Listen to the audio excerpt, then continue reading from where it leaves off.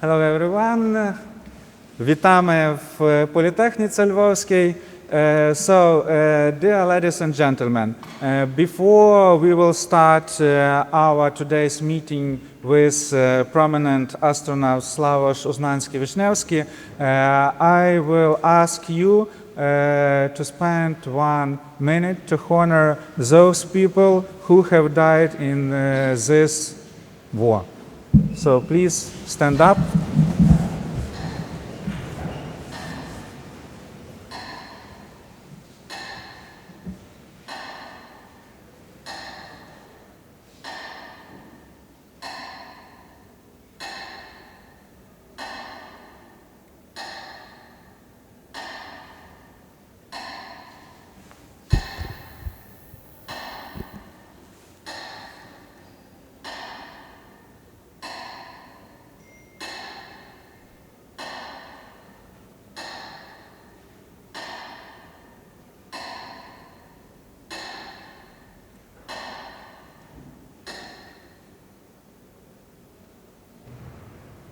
Thank you.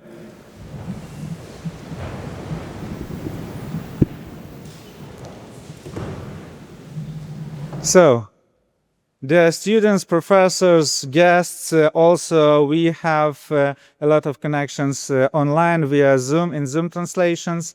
We are happy to start our meeting, to start, I think, very interesting conversation with a person who have promoted very much the idea of technical education, engineering in the Central and Eastern Europe. So for us as a technical university, one of the oldest technical university in this part of the world, the place where a lot of Polish prominent engineers, scientists have worked or started, it's a great opportunity to welcome Dr. Scientist, astronaut Славош Узнанського-Вішнєвський. So let me give him the word, not spend your time. So the word is yours.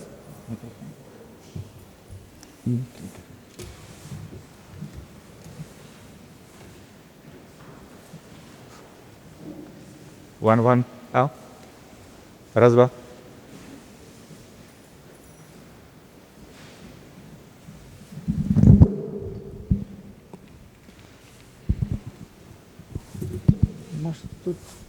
Hello, hi, good morning, everyone, and thank you for having me here in Ukraine, in Lviv. Thank you. I am very honored to be here. This is my first time in Ukraine, but definitely not the last. So thank you for the invitation. Maybe I can go down. Yes, of course. Maybe we can start with a small video I prepared. This is the recap of the mission, of the first Polish mission to the International Space Station. And what I wanted to present to you today is a bit how we live through the mission as astronauts. So it is a bit the story on the other side. A lot of people are watching, you know, from the surface of the Earth, the mission, but this is a bit the story how an astronaut lives through the mission. Maybe if we could start with the video. Thank you.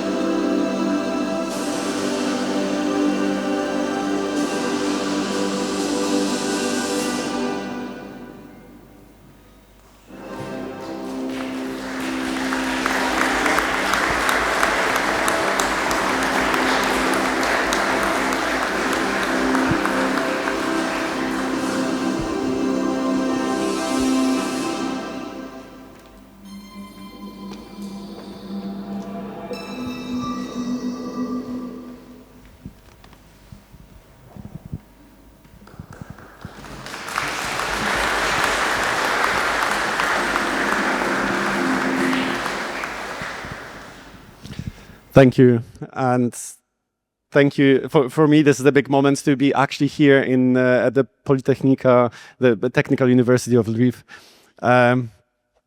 because of our common history, part of Polish scientists, and this part is a big moment. So from Stanisław Ulam and Stanisław Stefan Banach, Polish mathematician, physicists who grew up here professionally. I don't know if we have the presentation. So what I wanted to present to you is the mission through my eyes, how I lived it through as an astronaut. I do not have text on the slides, I have just pictures for you. And let's try to start. Yes. Our mission took place in June and July last year. So I was training for that mission for a long time before. I lived in the United States, in Europe, in Japan, where I trained. And then in June last year, we took off towards the International Space Station. For Poland, that was the first time we had a technological and a scientific mission to the International Space Station. And this is a big moment and the opportunity for the country to test technologies and to access such an amazing platform as the ISS. So I think the most amazing scientific laboratory built by humanity. Here on the slide, you will have, as astronauts do, you will have a bit of a counter in the left-hand corner. This is our rocket on our launch pad. So that's the rocket in which we took off to space. That picture was taken 17 days before the flight. This is not a nominal situation, as we say, that our mission was postponed many times due to weather, due to technical problems with the rocket, with the booster, then later on with the leak of the atmosphere on the ISS. But spaceflight is hard, spaceflight is difficult, and all these problems had to be tackled one by one.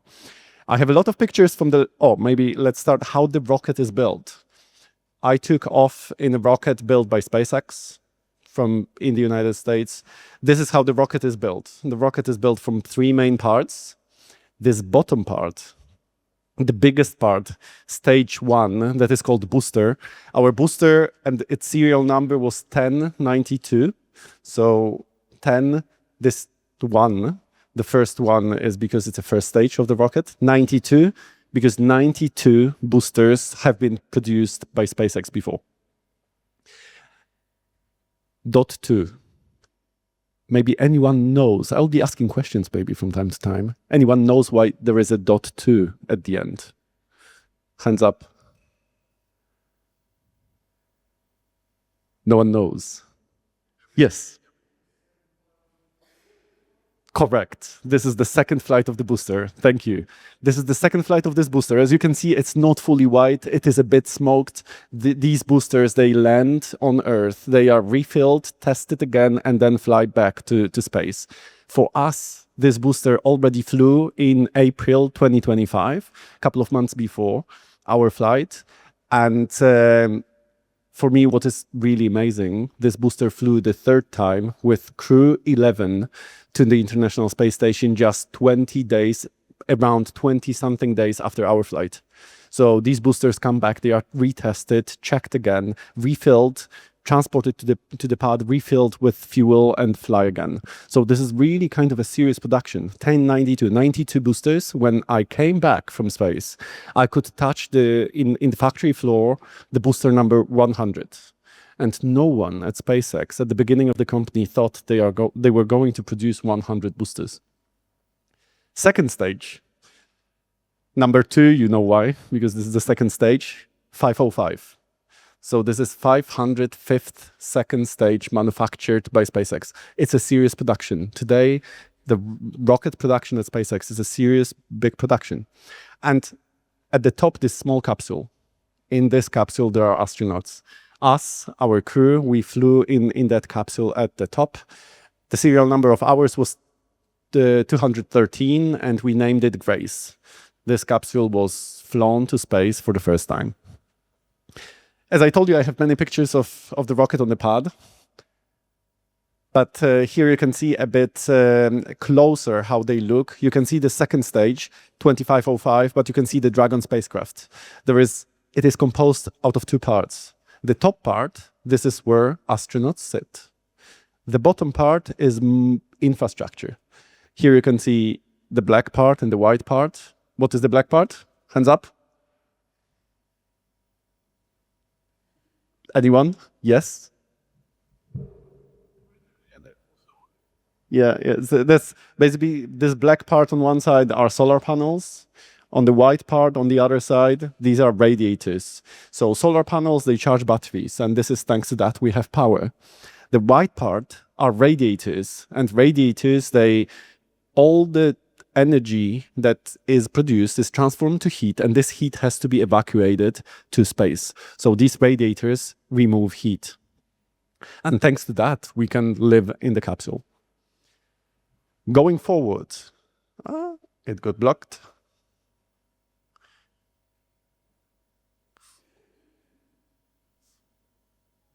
Yes. Just before the flight, the day of the flight, we wake up early in the morning and we have to, strip down naked. We get all our thermal underwear, we get all our devices and everything that we own on Earth, we leave on Earth. Then we get our spacesuits, we put them on, we check if they are not leaking. Then later on, we have to win the game of cards with our commander. This is, sorry. Yeah, no, it wasn't poker. But we had to win with Peggy Whitson. And Peggy Whitson, she is a big person in the spaceflight. So she is an American astronaut who spent the most days in space from all Americans. So she spent 695 days together with our mission.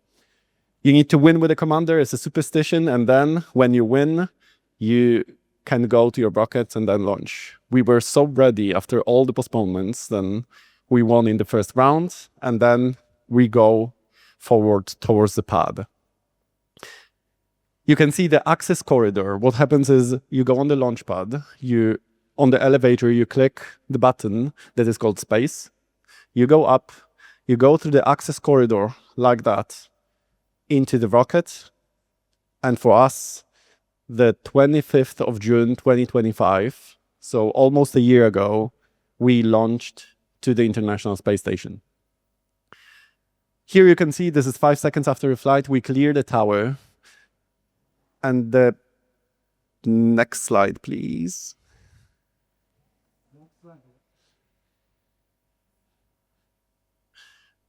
And this is our trajectory.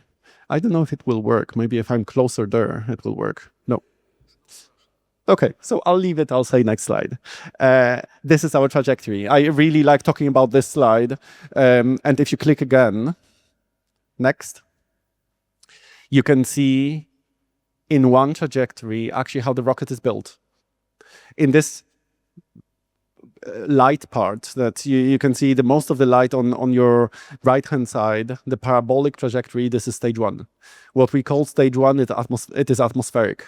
Why atmospheric? This is where we go to the most dense part of the atmosphere. This is up to the top of this parabola where we are more or less at the altitude of 60 to 70 kilometers. The fuel runs out in the booster. The booster, the engine stops, and that's why this dark part.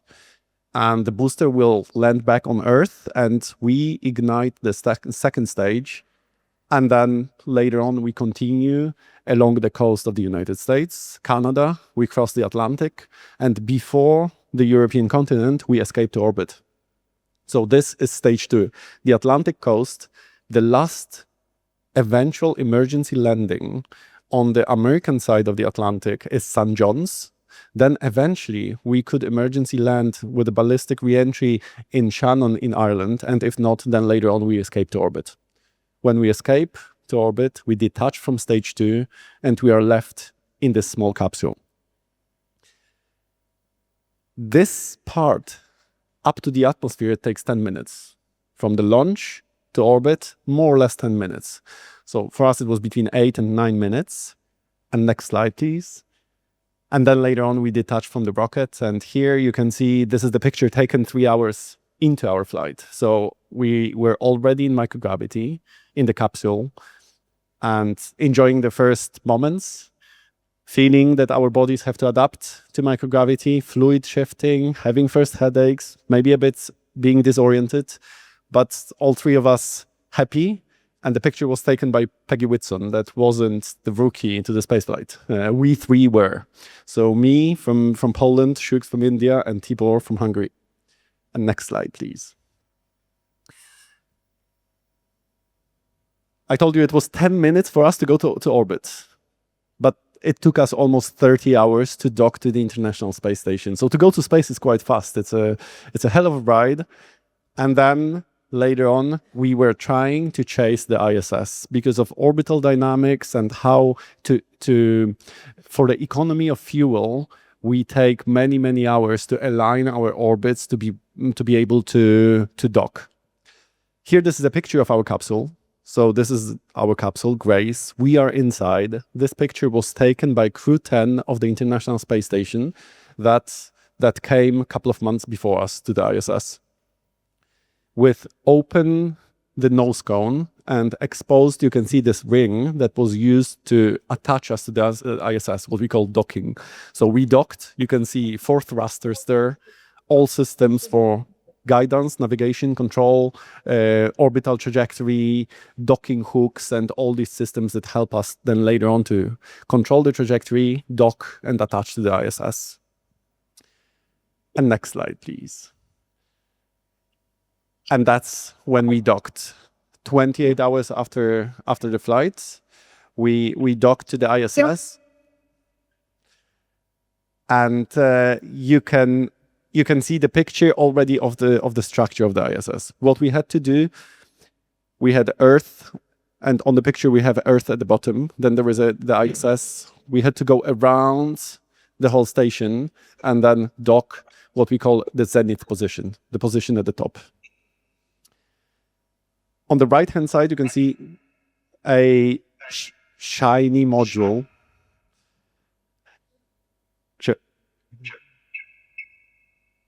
Sorry for some interruption. Once again, we are providing also the online, translating online this presentation, so sometimes some technical issues happens.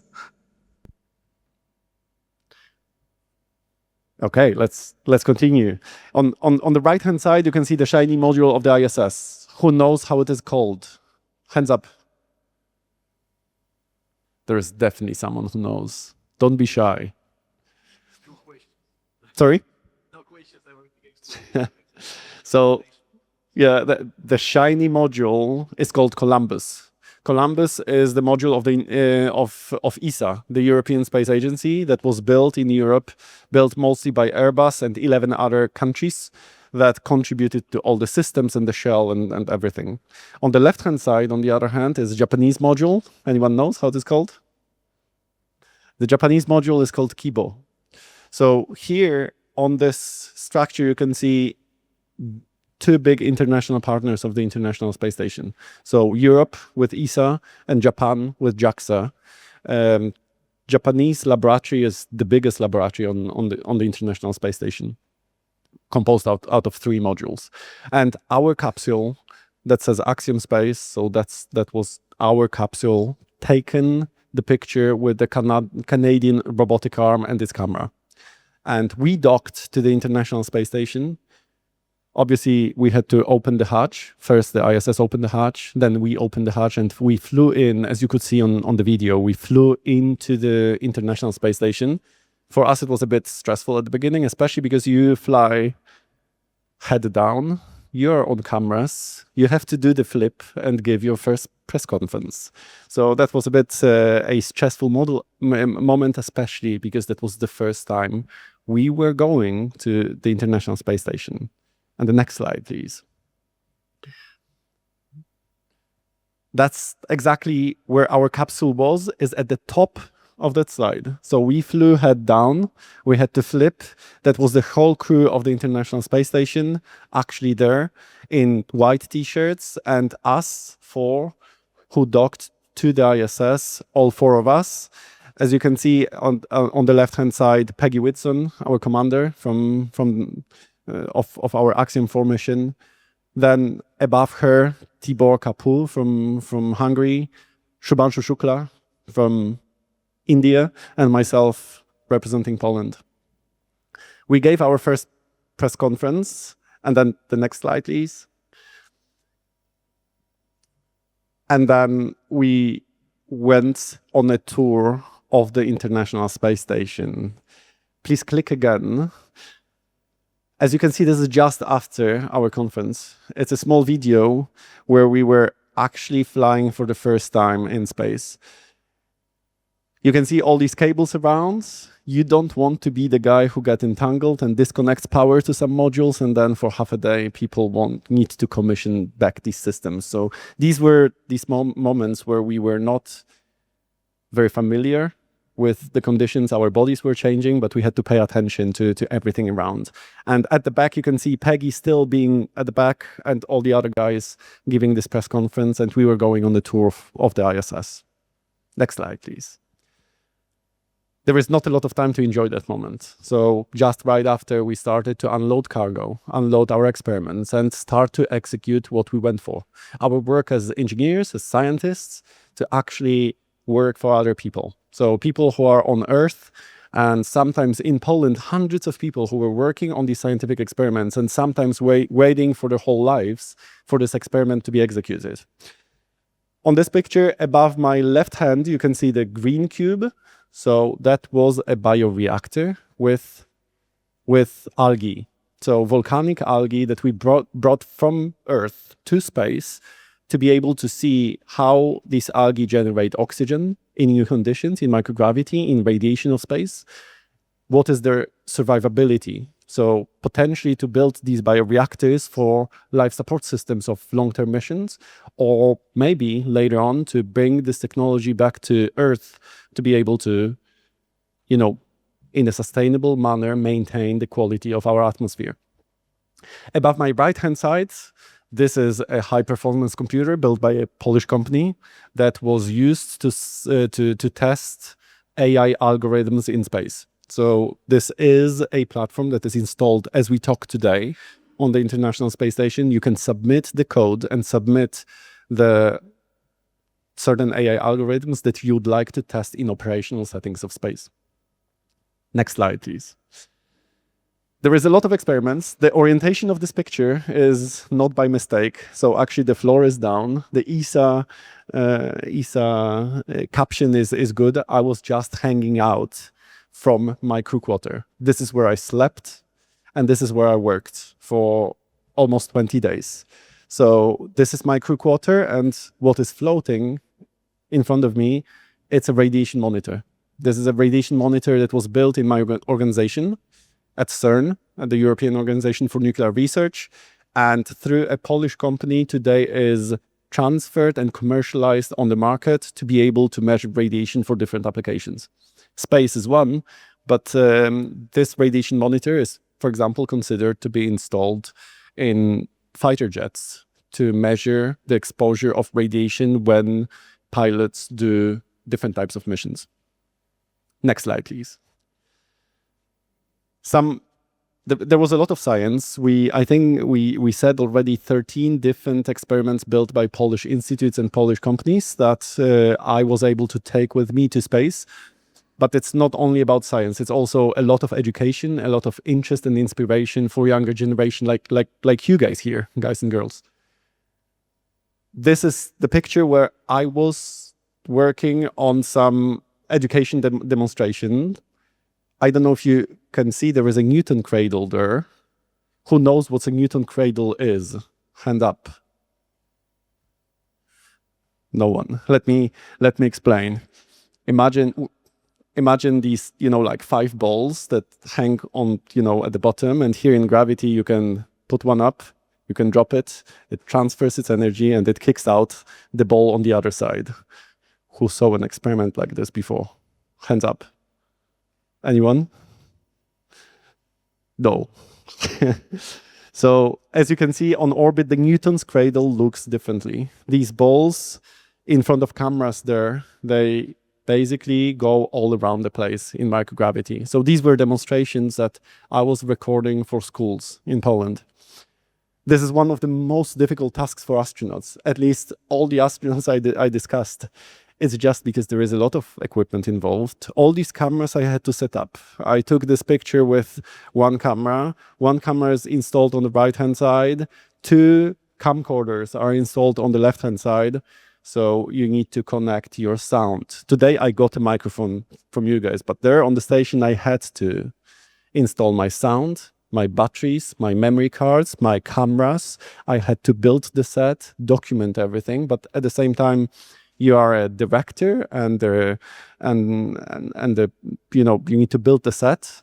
You are a sound engineer. You need to, you're a camera operator, but you are an actor and educator at the same time. So I had to go in front of the camera and execute all the scripts I had to record.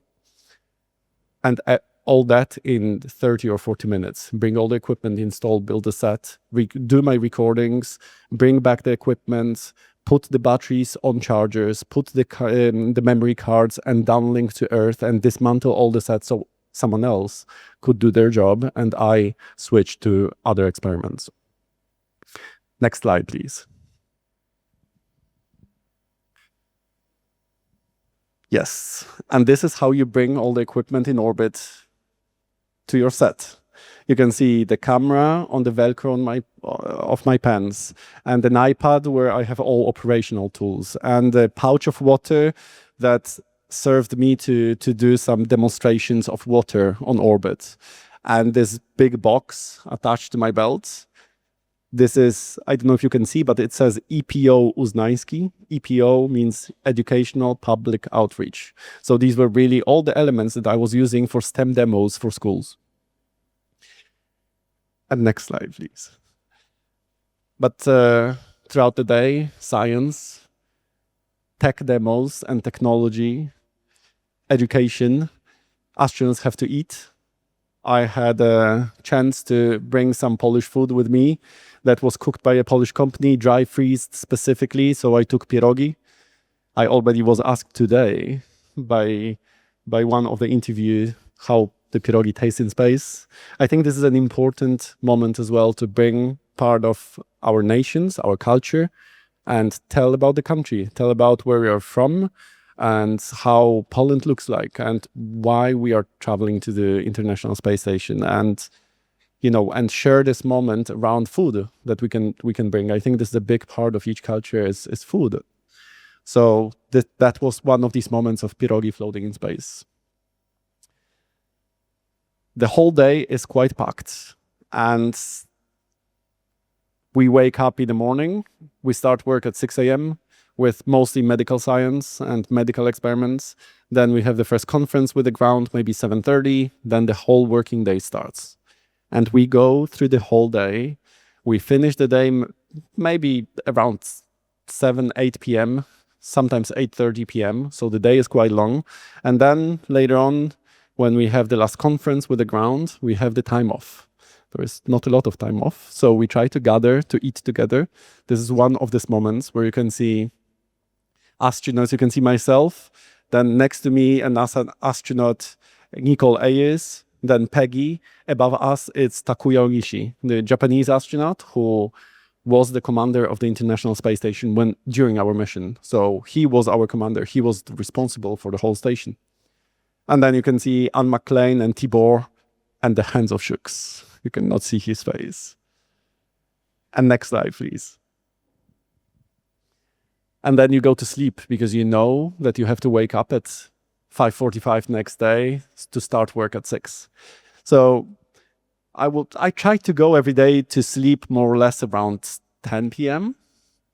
But before sleeping, I was always checking the trajectory of our station throughout the night. And whenever we were passing above Europe, above Poland, I tried to wake up, put my alarm clock, go to Cupola to take a picture. At one of the nights, I can't remember exactly the time, maybe it was 2 a.m. in the morning, maybe 3 a.m. here. I woke up, I stuck my head out, as you could see on the picture before, and I took that picture. That is how the station looks at night. So it's not very dark. You have all these LED lights. Luckily green. Green is good. Red is not so good. I don't know why red is there, but most of it is green. On the other side, I was sleeping in Columbus, in the European lab. Tibor from my crew was sleeping in Kibo, in the Japanese lab.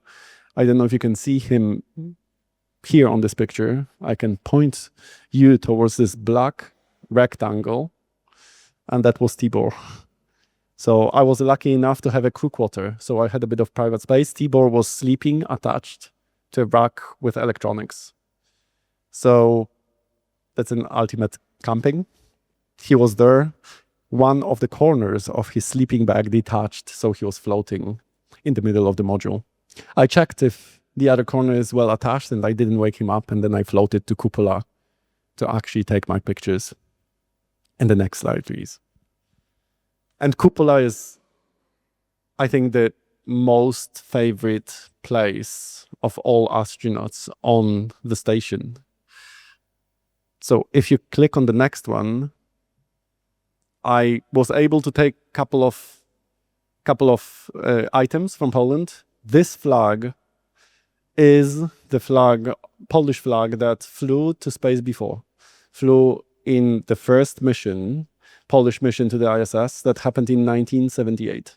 So this flag was on all Polish missions to space. And that was given from one of the Polish museums that I could take with me to space. And I took this picture exactly the day of 47th anniversary of the space flight of Hermaszewski, of our first cosmonaut. Next slide, please. That's a picture I took from orbit. Once again, Cupola is the most favorite place of everyone.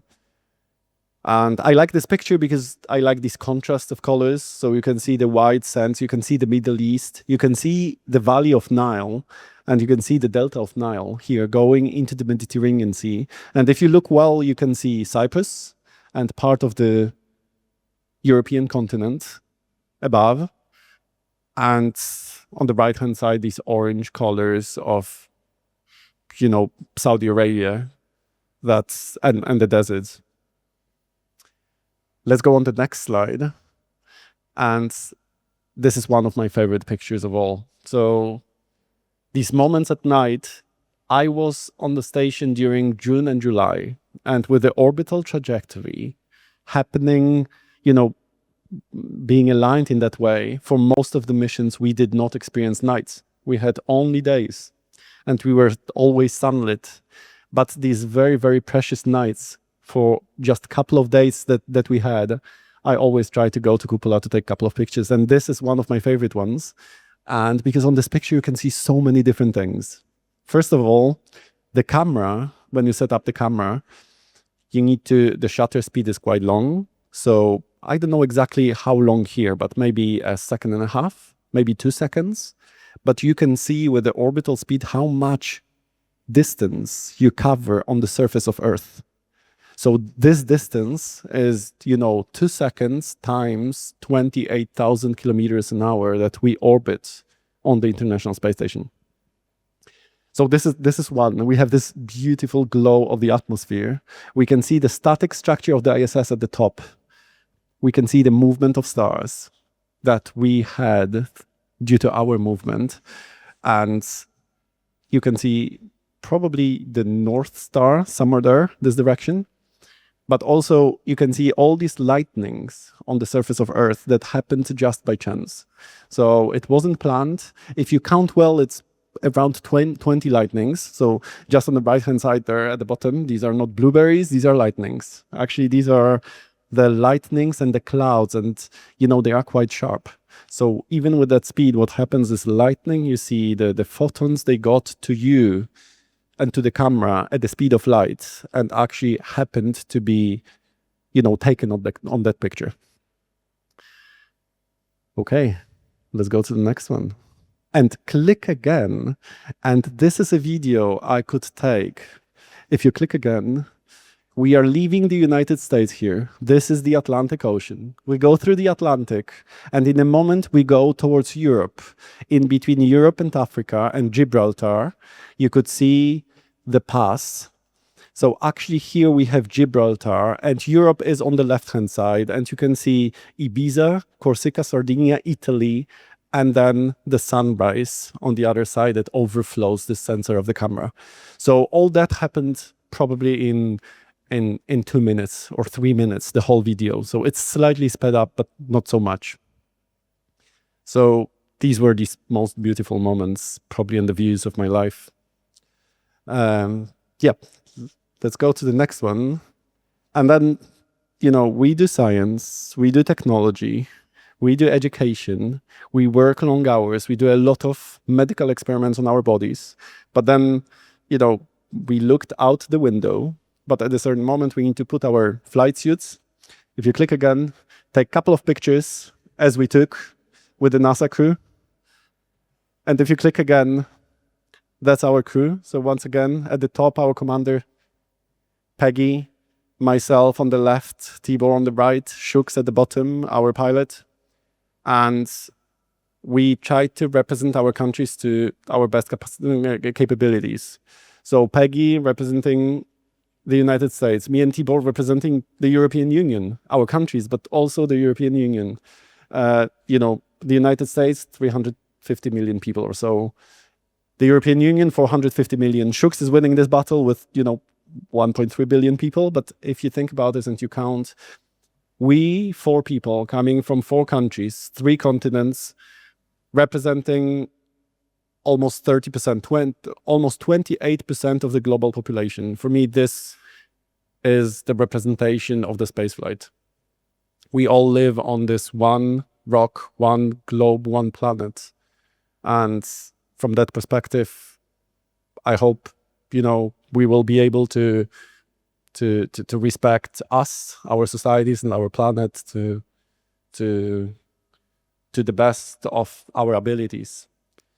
At a certain moment, we had to put our flight suits and then dock to the capsule and undock from the International Space Station.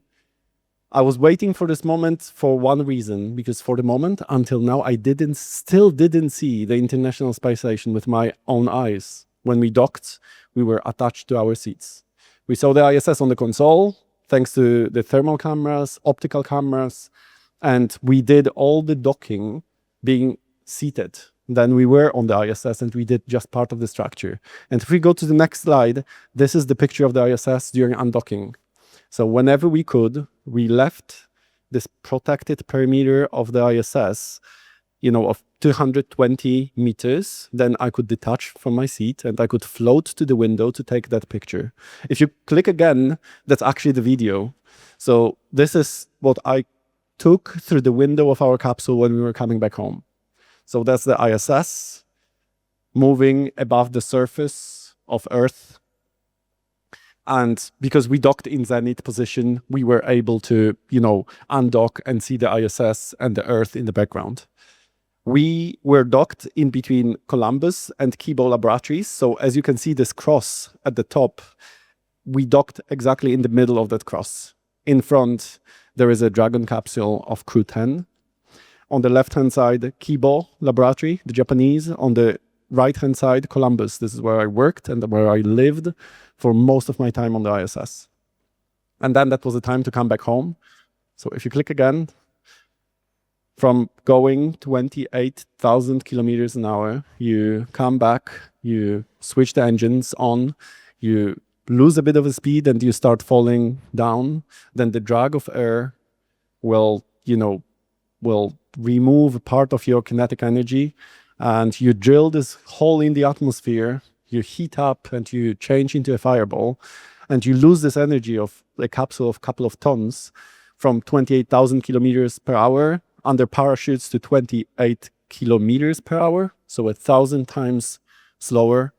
And then if you click again, we took off during the night, we splashed down during the night off the coast of California. And if you click again, and then we were taken out from the capsule by the crew of SpaceX, and we could feel the gravity back again after 20 days. That was hard on our bodies, but we were happy to be healthy and alive back on the planet, on the ship. And I think this is everything that I have for you today. Thank you.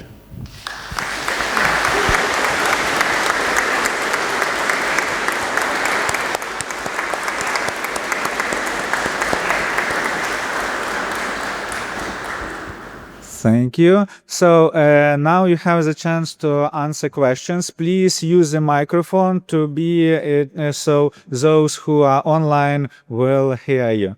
So please. Sorry for my bad English. I have two questions. One question, which is influence of such space expedition on the health of astronauts? And second question is, how is the process of creating the oxygen organized in space station? Okay, excellent. Thanks for the question. How to create oxygen on the station. So the second question, the atmosphere, what we breathe here on Earth is oxygen and nitrogen mostly. So in general, maybe let me start with that. The atmosphere gets recycled on the International Space Station all the time. That's why we go through the quarantine before the spaceflight. This is why we don't want to take any microbes, because if one is sick, then everyone's sick. So the atmosphere is recycled all the time. But there are small leaks. You cannot avoid that. Sometimes, you lose a bit. So we need to repress the atmosphere. The nitrogen you bring from Earth in the tanks. The oxygen, you don't want to bring oxygen. It's like flammable. You don't want to have these tanks. It wouldn't be too good. So what the oxygen is taken from water. So you bring water to the station, and water is life. Water is really important. And actually, the bringing water to the station determines to a large extent the economy of the spaceflight. This is what costs the most, is bringing resources for life. So water is very, very precious. It gets recycled a lot on the station as well. When you have H2O with electrolysis, you separate hydrogen from oxygen. Oxygen you repress to the atmosphere, and hydrogen you vent out, because this is what you don't want to store. It is flammable and explosive. So yeah, that's how you treat the atmosphere. Can you remind me the first question? Which is influence such space expedition on the health of the astronauts? Yeah, so obviously we evolved in 1G. So all of us, our bodies know 1G, but we can say all life we know evolved in 1G. We don't know life outside of our planet. So we have our mechanisms, our bodies are accustomed to 1G. When you go to space, your body has a hard time to adapt. And it is a hard time for an astronaut, but you just need to accept that. You train for it, you know what will happen. First of all, you have fluid shifts. When you don't have gravity, you have a big reservoir of blood and water in your legs, and the gravity pulls it here. In space, it floats up. You have a bit of a headache because your pressure in your head is higher. The intracranial pressure is higher, so you can have a headache. You get disoriented because our inner ear is responsible for our balance. And let's say we are at the technical university, so I'm going to use that technical reference. We have kind of an accelerometer in our ear that helps to detect the gravity. So what happens is it doesn't work in space. We get disoriented because of that, so you have to adapt. So let's say this adaptation, more or less, it's around 3 days. And then later on, what happens is our body doesn't need to work so hard. So our heart doesn't need to pump so hard against gravity in space. So it gets weaker. The muscles get weaker because our body evacuates them. We don't need them. We don't use them. Then later on, our bones get less dense because our body gets rid of them because we don't load the bones. So all these mechanisms, you adapt to new conditions. Then when you come back on Earth, you need to rebuild your muscles. You need to rebuild your bones. You need to spend a bit of time on your blood system, cardiovascular system to readapt back to gravity. So it's a lot of gym and a lot of physical therapy to be able to come back. Slaus, did you check your blood pressure? Did I check my blood pressure? I did not check my blood pressure on the station. So, yeah, it is difficult for me to say. What happens with the cardiovascular system is because our heart doesn't need, first of all, astronauts, because you have all these fluid shift, your body thinks that you have too much water, so it evacuates water, so you're always on this, in the state of dehydration. So this is one.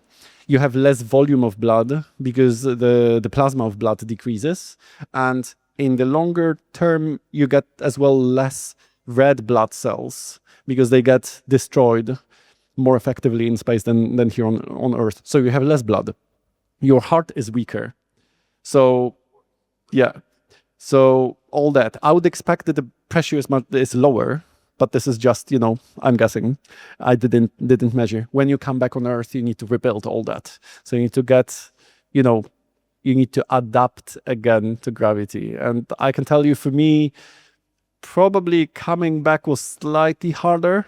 It's just because it takes more day. Going up on body is very disorienting, but you accept.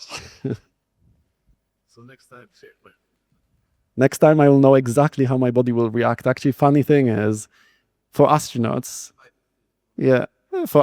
everyone was saying, the only way to know how you're going to adapt is the previous space flight. So before my first one, I didn't have any. Now I know that it's going to be okay.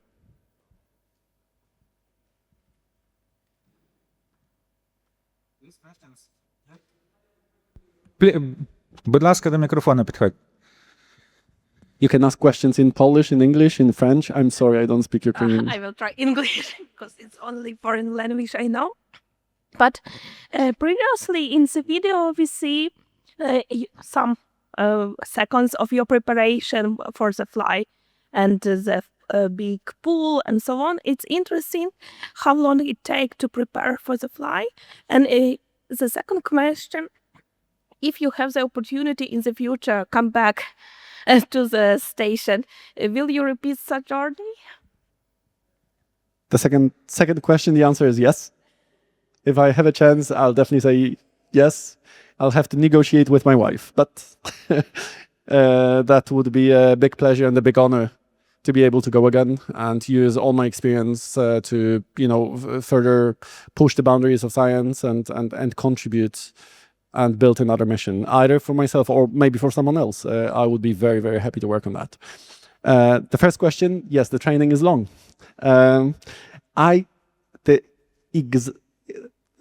Let's say the most direct training for me took 1 year to get ready for the spaceflight. But I would say it took me my whole life to build my expertise to be able to be considered a good candidate for astronaut.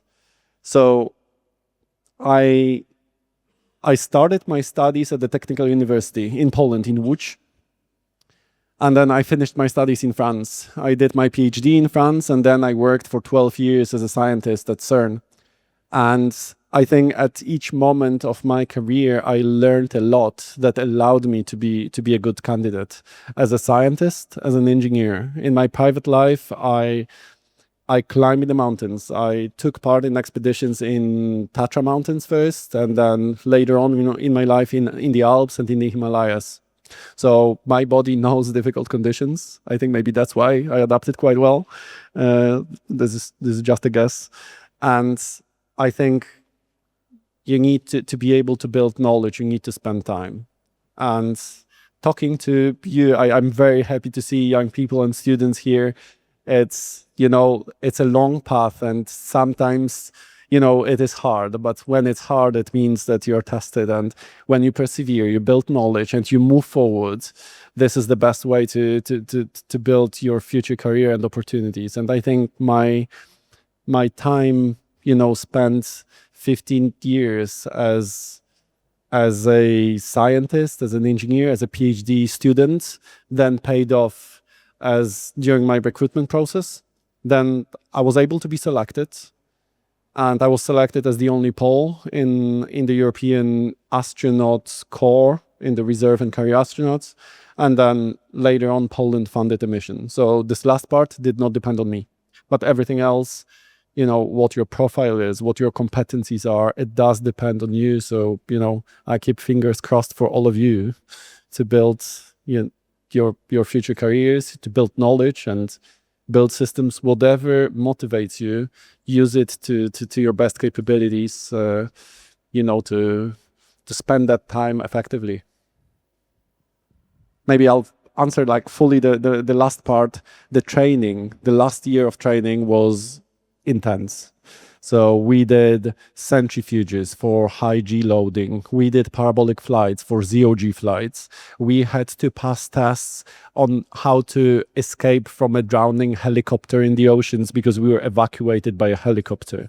You have to have a lot of skills on your body, how your body reacts, how you communicate, how you handle emotions, how you handle stress, how you can be a good team player, a leader of the team, on top of your technical capabilities, for myself as an engineer and as a scientist, for Shooks as a pilot. So there is a lot of things to learn along the way, but if you tackle it in a proper way, I'm sure that most of you can achieve these things and build throughout time. It just takes time and perseverance.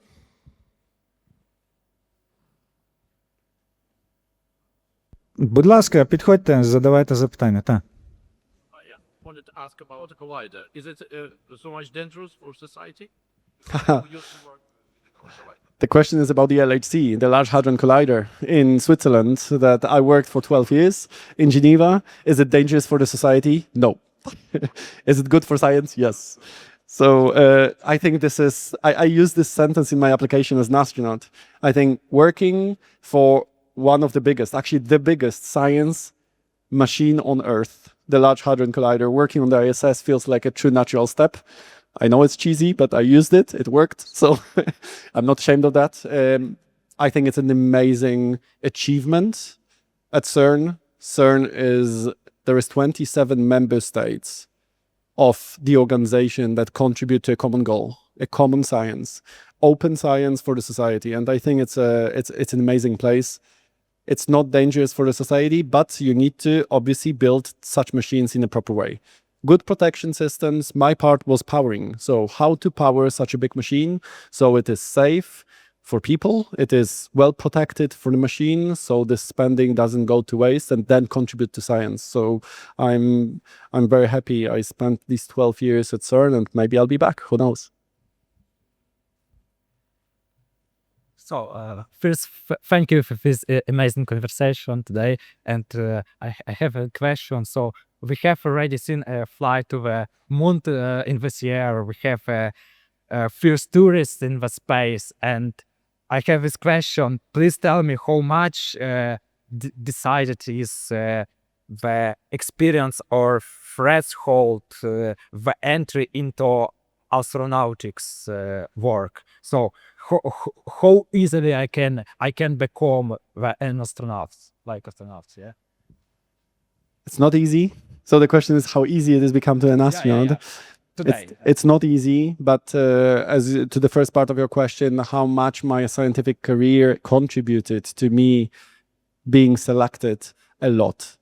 For me, a lot. This is my main experience as an engineer, as a scientist, as a mountaineer, as a sailor. These are my main 4 pillars of who I am, and how it contributed tremendously. I think this is my career as a scientist, as an engineer.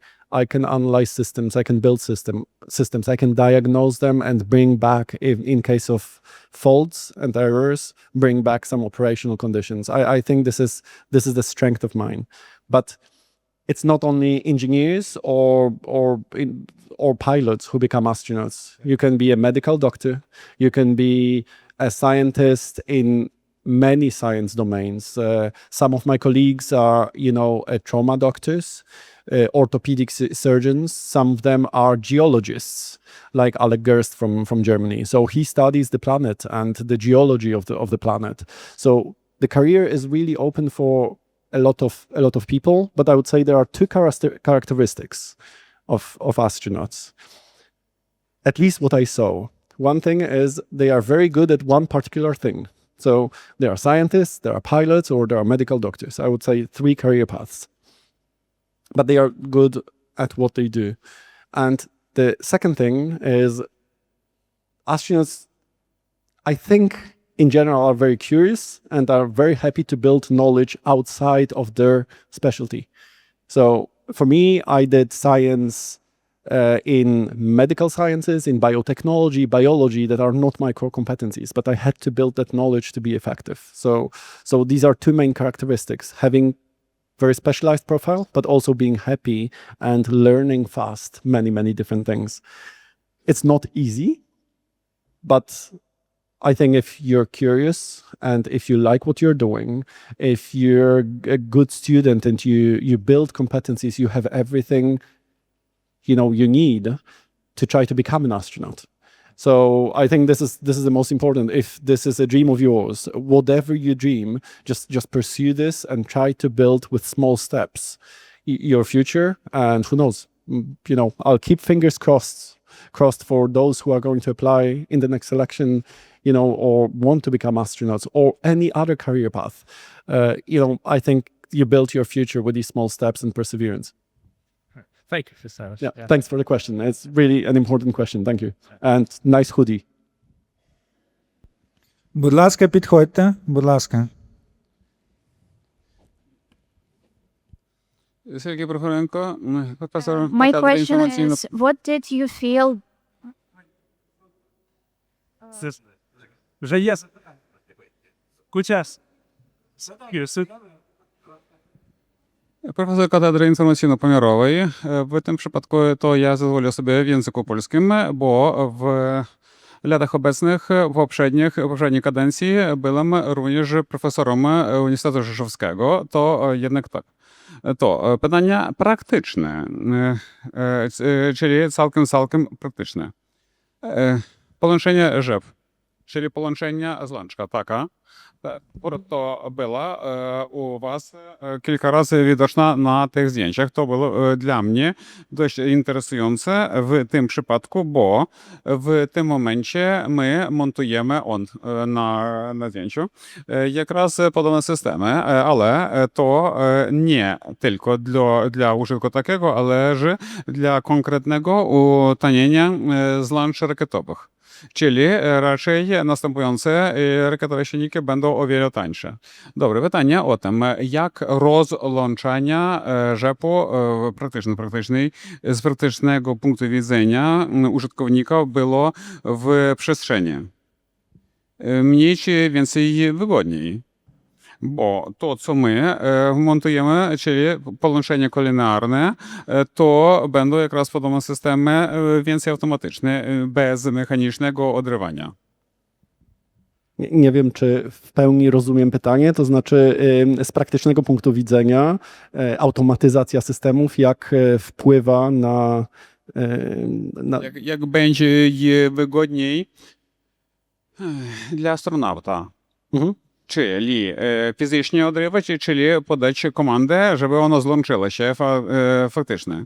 Bo to, co my teraz faktycznie, to, co u nas wyjdzie, to raczej będzie można podać sygnał i ono złączy się i rozłączy się tak jak rzep. Ale czy było wygodniej odrywać, podłączyć się na żywo w przestrzeni, w gości? No dobrze, to tutaj dużo takich elementów inżynierskich, tak? No pan też nie jest tak. inżynierem. No, jeszcze raz, postaram się odpowiedzieć, nie wiem, czy dobrze rozumiem, ale systemy możemy podłączać na stacji kosmicznej bezpośrednio, jest bezprzewodowa transmisja danych, albo tak naprawdę transmisje połączone bezpośrednio kablem, połączeniem, konektorem. I oczywiście z mojego punktu widzenia jako inżynier jestem w pełni za automatyzacją wszystkich procesów. Jako astronauta tak naprawdę im bardziej zautomatyzowane są systemy, tym lepiej można wykorzystać nasz czas na orbicie, który jest niesamowicie cenny. Więc nowe metody projektowania, bardziej zautomatyzowane systemy pchają nas do przodu do tego, żeby wykonywać pracę, która jest coraz bardziej użyteczna. Teraz na stacji kosmicznej z kolei możemy sobie wyobrazić, że stacja kosmiczna to zakres technologii, tak naprawdę od dosyć starych technologii w elektronice do najnowszych rozwiązań, dlatego że ona ewoluuje cały czas. Mamy bezprzewodową sieć do podłączenia danych bezpośrednio różnego rodzaju sensorów na stacji kosmicznej, ale mamy również Ethernet taki z wtyczki. Mamy również taką główna szyna transmisji danych. Tutaj przechodzimy do tej części inżynierskiej. To standard MIL 1553, MIL 1553. Specyfikacja systemu 1553 to 1971 rok. Czyli to już jest dosyć stary system. I teraz to, co jest dla mnie, gdzie moje doświadczenie z CERN-u, z takich dużych instalacji naukowych jest bardzo, bardzo użyteczne, to właśnie przegląd wielu generacji technologicznych i jak sobie z nimi poradzić i integracja pomiędzy tymi rozwiązaniami. Dlaczego? Z praktycznego punktu widzenia nie wymienimy kabli na takiej platformie jak ISS często, więc musimy się adaptować. I tak jak astronauci muszą się adaptować do różnych sytuacji, tak nasze systemy muszą się adaptować do interfejsów i czasem, mimo że wiemy, że dzisiaj można to zrobić lepiej, musimy wiedzieć, jak się zaadaptować do starszych rozwiązań, które dzisiaj działają po to, żeby móc używać nowych systemów. Więc ta cała taka część integracji technologicznej jest trudna na takich platformach. Nie wiem, czy dobrze odpowiedziałem. Дякуємо. Зрозуміло, ми bardzo dziękuję. Czyli zmontować ten system i trzeba było якраз z punkt widzenia zwykłego użytkownika, czyli praktycznego, czyli człowieka, który to będzie używać w następujących stadiach. Czyli montować tak, żeby i tak pracowało. Okej. Tak, i tak, ale w zależności oczywiście od naszego zastosowania. Dzięki. Czasem możemy chcieć zastosowanie mieć bardziej efektywne kosztowo, tańsze, czasem musimy iść dużo szybciej, a czasem musimy się integrować z jakąś starą platformą i to też jest ok. Pytanie jest, jak rozwiązać praktyczny przypadek, który mamy przed sobą i wydaje mi się, że tutaj to jest to, co wszyscy dobrze rozumiemy jako inżynierowie. Ważne jest, żeby rozwiązać ten problem, który jest przed nami, tak żeby coś działało na tyle dobrze, żeby móc tego używać, a później, jak już mamy pewne zastosowanie, możemy zawsze je ulepszać. We are running out of the time, but one more question, please. My question is, what did you feel during re-entry? I mean, this is the most dangerous part of your space trip. And recently I watched a live translation when Artemis 2 was re-entering into Earth. And I mean, all of this plasma around your ship, probably you didn't have a signal with Earth. And what did you feel? Excellent question. Yes, coming back through the atmosphere is one of the most dangerous moments of the spaceflight. How did I feel? It's a tricky question, and I'll tell you why. It's just because there is a lot of emotions during the spaceflight. And like for people on Earth, like for families, it's very difficult. But for an astronaut, you're in front, like before the spaceflight, and the launch is dangerous because you sit on a bomb. And then you have a lot of emotions. Then you finish in orbit, you have new emotions because of your body that is changing. Then it's very, very exciting to go to the station, work on science and integrate. But it is stressful as well because there is literally 1,000 eyes from down on the planet looking at every single mistake. So you want to perform, you put pressure on yourself, you need to open up with all mistakes you do. And then, so there is so many, and then the first view on Earth is like, wow. And then it's time to come back, and it's a bit sad, it's a bit nostalgic, but also this dangerous moment in front of you. So there is a lot of these emotions that at a certain moment of the mission, you get used to. You deal with these emotions. And then, yes, when you come back, you lose communication. For a couple of minutes, you train on to this event, you know it is going to happen, and then you just have to accept. You accept this and you go through this atmosphere. You hope for the best. There is hundreds of engineers on the ground working on your safety, and you need to trust them. They computed the trajectory well. You locked a good trajectory and your landing spot.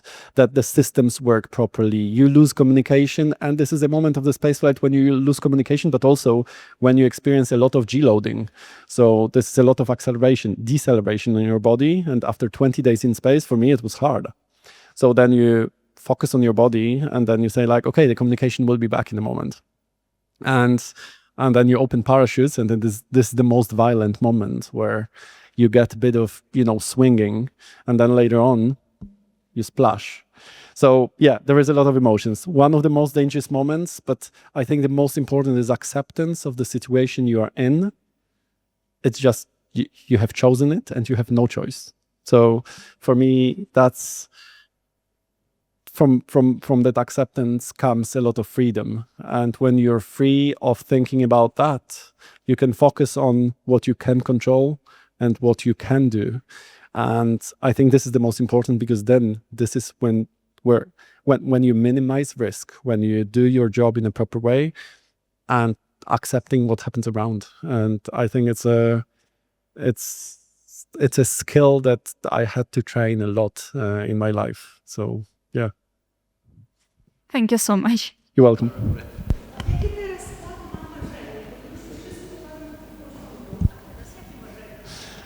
Pytanie jest, jakie jest moje marzenie teraz. Oczywiście polecieć jeszcze raz. Dziękuję.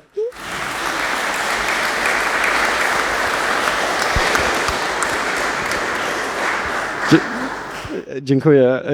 Oczywiście tego nie kontroluję, ale jakie jest moje marzenie również, to to, żeby ta misja kosmiczna, w której ja brałem udział, nie stała się tylko symbolem obecności Polski w kosmosie, trochę tak jak pierwsza misja kosmiczna, ale żebyśmy na niej zbudowali trochę rozwoju technologicznego Polski, rozwoju naszych zdolności, naszego przemysłu. Tak naprawdę, żeby eksperymenty, które brały udział i te, które nie brały udziału, miały szansę rozwijać się dalej, żeby było zrozumienie społeczne, dlaczego tak niesamowicie ważna jest technologia w naszym życiu i to ona przynosi nowe możliwości i rozwój kraju, rozwój społeczeństwa. To chyba największym moim marzeniem jest to, żeby misja nie stała się symbolem, a stała się rzeczywiście takim początkiem strategii rozwoju i będę starał się mój czas spędzać na tym, żeby stymulować właśnie ten rozwój. To wspólne nasze marzenie. Dziękuję i czuję to zawsze, jak jestem na technicznej uczelni, że rzeczywiście wszyscy mamy takie podobne marzenia, żeby później ta nasza wiedza służyła jak najszerzej społeczeństwu, jak to jest możliwe. Dziękuję za pytanie.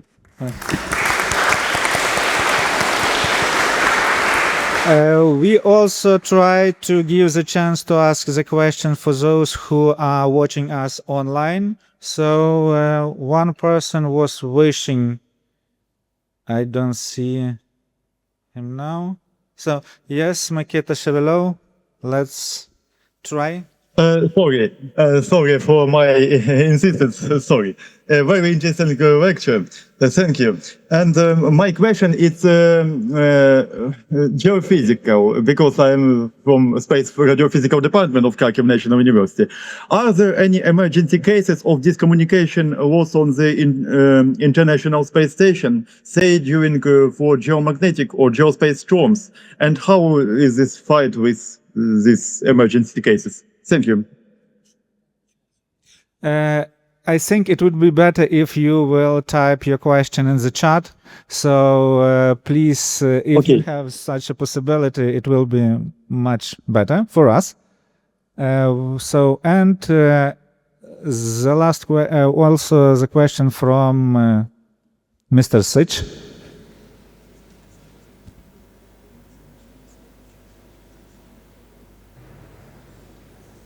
Hello.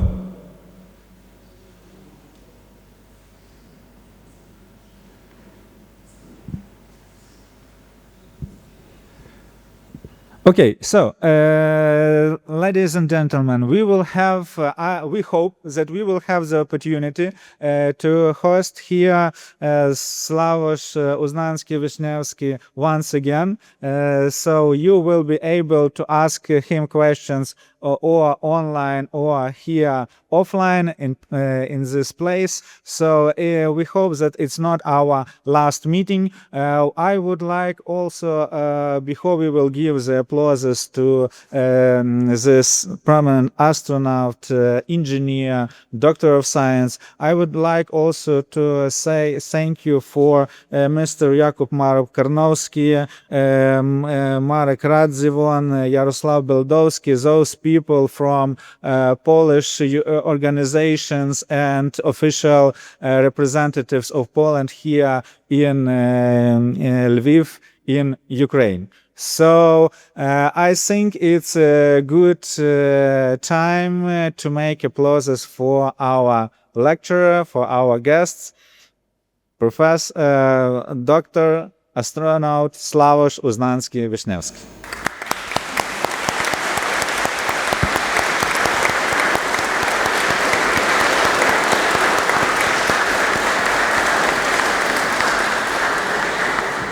Thank you. Thank you. Дякуємо за участь.